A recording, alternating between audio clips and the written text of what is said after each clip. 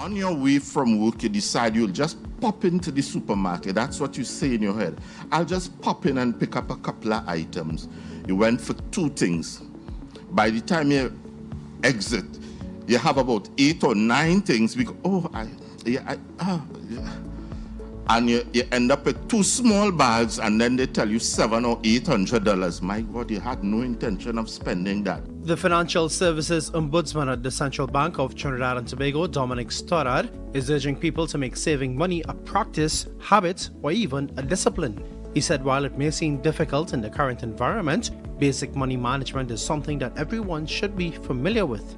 It seems very difficult to save in this current environment because not only are we faced with continuously increasing prices, although I have to say recently the inflation rate has slowed, but it's difficult because we have many unforeseen and unanticipated expenses. He said everyone should make financial planning a priority, even during festive or religious celebrations, and cautioned people about overspending. You have to be patient and you have to be consistent. You can't say, let's do it sometimes and we could skip it because it's Carnival or it's Christmas or it's Easter. Then we find ourselves skipping it and skipping it and skipping it. Oh, it's Eid, Diwali, we need curtains. You know, that kind of thing. He also cautioned about wasting money. Have you ever found yourself going to your refrigerator and seeing things all crinkled and squashed up and the celery gets soggy and the the bell peppers, everything, time to throw away that. Every time you clean your refrigerator and throw those things away, you're actually throwing away money. Mr. Stoddard also urged people to save for emergencies.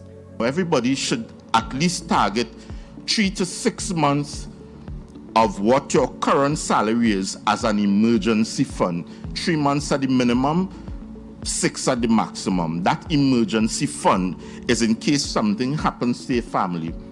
Someone gets ill in an unaccounted for time and you need to access medical care.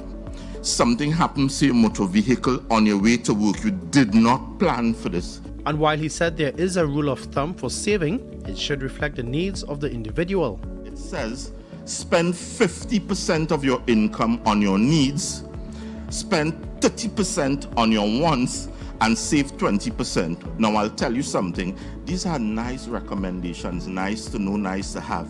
But in practical terms, everyone's family circumstances is different.